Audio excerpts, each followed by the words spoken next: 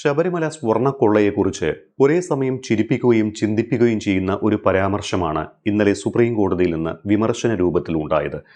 ശബരിമലയിൽ ഇനി എന്തെങ്കിലും ബാക്കിയുണ്ടോ എന്നായിരുന്നു കോടതിയുടെ ചോദ്യം. കേസിലെ ഒരു പ്രധാന പ്രതിയായ ചെന്നൈയിലെ smart creation CEO Pankaj Bhandari സമർപ്പിച്ച ഹർജി പരിഗണിക്കവേ ഭണ്ഡാരിയുടെ അഭിഭാഷകനോടാണ് കോടതി ഈ ഒരു ചോദ്യം ചോദിച്ചത്.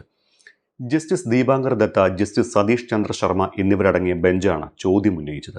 സമാനമായ ചോദ്യം മുൻപ് കേരള ഹൈക്കോടതിയും കേസിലെ പത്മകുമാറും വാസുവും അടക്കമുള്ള പ്രതികളോടും ചോദിച്ചിരുന്നു. അയ്യപ്പന്റെ മുതല് പോലും കട്ടെടുത്തില്ലേ എന്നായിരുന്നു ഹൈക്കോടതി ചോദിച്ചത്. സ്വർണ്ണക്കൊള്ള കേസിൽ തന്റെ അറസ്റ്റ് ചോദ്യം ചെയ്താണ് പങ്കജ് ഭണ്ഡാരി കോടതിയെ സമീപിച്ചിട്ടുള്ളത്. വെള്ളിയാഴ്ച കേസ് പരിഗണിക്കണമെന്ന് പങ്കജ് ഭണ്ഡാരിയുടെ അഭിഭാഷകൻ ആവശ്യപ്പെട്ടുവെങ്കിലും ഹോളി അവധി കഴിഞ്ഞ് പരിഗണിക്കാനാകൂവെന്നാണ് കോടതി നിലപാടെടുത്തത്. അതിനിടെ ശബരിമല സ്വർണ്ണക്കൊള്ള കേസിൽ നടക്കുന്ന SIT അന്വേഷണവുമായി ബന്ധപ്പെട്ട് സർക്കാരിനെതിരെ രൂക്ഷ വിമർശനം ഉന്നയിച്ച് മുതിർന്ന കോൺഗ്രസ് നേതാവ് രമേശ് ചെന്നിത്തല രംഗത്തെത്തി.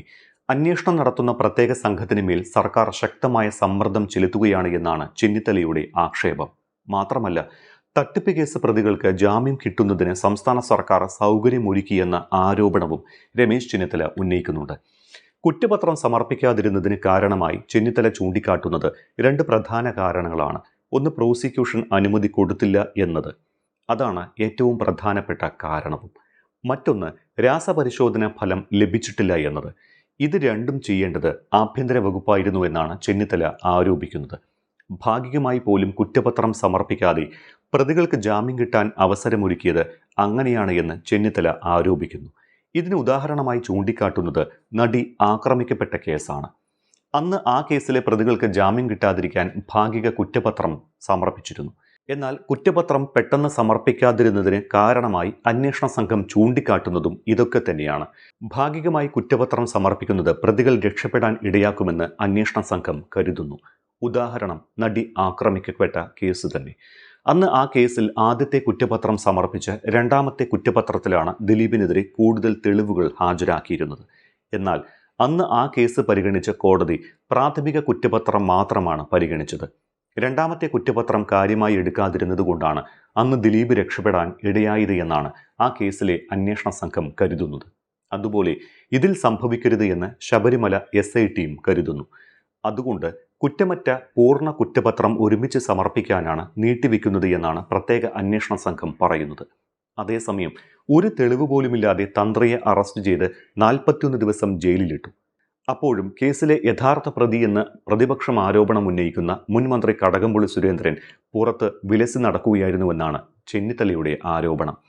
മന്ത്രിയെ രക്ഷിക്കാനാണ് തന്ത്രിയെ കള്ളക്കേസിൽ കുടുക്കിയത് എന്ന് ചെന്നിത്തല മുൻപും ആരോപിച്ചിരുന്നു. അതേസമയം ആഗോള അയ്യപ്പ സംഗമം സർക്കാരിനെ വീണ്ടും തിരിഞ്ഞുകുത്തുകയാണ്.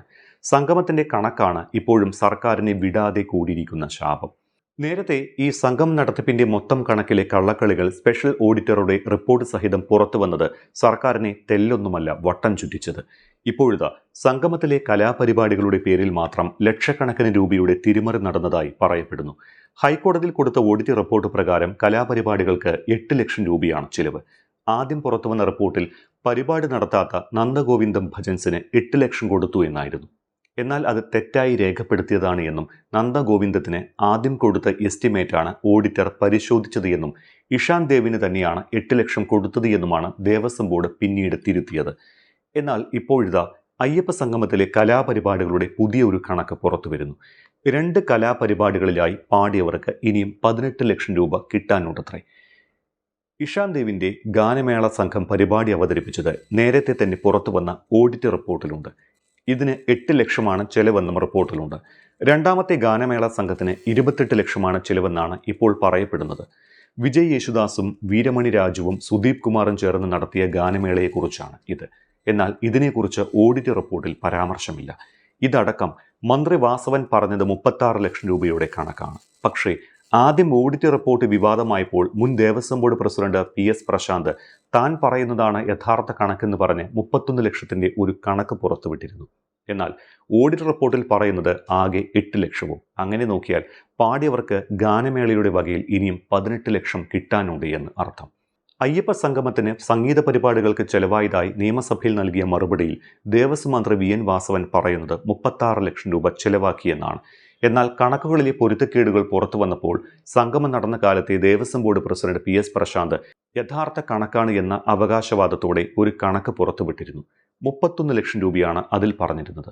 ഹൈക്കോടതിയിൽ റിപ്പോർട്ട് കൊടുക്കും മുൻപ് ദേവസ്വം ബോർഡ് തിരുവനന്തപുരത്തെ വിജയൻ അസോസിയേറ്റ്സിനെ കൊണ്ട് ഓഡിറ്റ് ചെയ്ത കണക്കുകളിൽ സാംസ്കാരിക പരിപാടി എന്ന ഇനത്തിൽ 8 ലക്ഷം മാത്രമാണ് കാണിച്ചിരുന്നത്. ഇനിയാണ് കണക്കിലെ കളികൾ. ഓഡിറ്റ് റിപ്പോർട്ടിൽ നന്ദഗോവിന്ദം ഭജൻസ് എന്നാണ് രേഖപ്പെടുത്തിയിരുന്നത്. ഈ സംഘം പരിപാടിക്ക് എത്തിയിട്ടില്ല എന്ന വിവരം വിവാദമായതോടെ ഇഷാൻ ദേവ് തന്നെയാണ് പരിപാടി നടത്തിയത് എന്നും തെറ്റായി രേഖപ്പെടുത്തിയതാണ് എന്നും വിശദീകരിച്ചു. എന്തായാലും ഇഷാൻ ദേവിന് കൊടുക്കുമെന്ന് പറഞ്ഞ 8 ലക്ഷത്തിൽ 2 ലക്ഷം മാത്രമാണ് കൊടുത്തത് എന്നാണ് ഓഡിറ്റ് റിപ്പോർട്ട്. എന്നാൽ മന്ത്രി വാസവൻ നിയമസഭയിൽ പറഞ്ഞ കണക്കിൽ ഇഷാൻ ദേവിന് 4 ലക്ഷമേ കൊടുത്തിട്ടുള്ളൂ എന്നാണ്. അതാണ് ഒരു ഉരുണ്ടുകളി. ഇനി രണ്ടാമത്തെ ഗാനമേള സംഘം വിജയ് യേശുദാസും വീരമണി രാജുവും സുദീപ് കുമാറും അടങ്ങുന്നതായിരുന്നു. ഇതിന് ചിലവായി മന്ത്രി നിയമസഭയിൽ പറഞ്ഞത് 28 ലക്ഷം രൂപയാണ്. പക്ഷേ ഓഡിറ്റ് റിപ്പോർട്ടിൽ ഒരിടത്തും ഈ തുകയെക്കുറിച്ചോ ഇങ്ങനൊരു പരിപാടിയെക്കുറിച്ചോ ഒരു പരാമർശവുമില്ല. എന്തായാലും മന്ത്രിയുടെ കണക്ക് പ്രകാരം വിജയ് യേശുദാസിനും സംഘത്തിനും ഇനി 14 ലക്ഷം കൊടുക്കാനുണ്ട്. അങ്ങനെയാണ് മൊത്തം കൊടുക്കാനുള്ളത് 18 ലക്ഷമാകുന്നത്. കഴിഞ്ഞില്ല. പമ്പയിൽ പാടിയ ഇഷാൻ ദേവ് സംഘത്തിന്റെ 5 ദിവസത്തെ താമസത്തിന്റെയും റിഹേഴ്സലിന്റെയും ചെലവും ദേവസ്വം ബോർഡ് വഹിച്ചുവെന്നാണ് പറയുന്നത്. കണക്കിലെ കളികൾ മാറി യഥാർത്ഥ കണക്ക് വരുമ്പോൾ ഒരുപക്ഷെ തട്ടിപ്പ് ഇതിലും വലുതായിരിക്കാനാണ് സാധ്യത. യുവതീ പ്രവേശനത്തിന്റെ പേരിൽ സംഭവിച്ച രാഷ്ട്രീയമായ ക്ഷീണം മറികടക്കാനാണ് പമ്പയിൽ അയ്യപ്പ സംഗമം നടത്തിയത് എന്നാണ് പറയപ്പെടുന്നത്. വിശ്വാസികളെ കയ്യിലെടുക്കാൻ നടത്തിയ സംഗമം പക്ഷേ സർക്കാരിന് കൂനിന്മേൽ കുരുവായിരിക്കുകയാണ്. ഇനിയിപ്പോൾ ഇതിന്റെ പാപഭാരം കഴുകാൻ എന്താണാവോ സർക്കാർ കണ്ടിരിക്കുന്ന വഴി?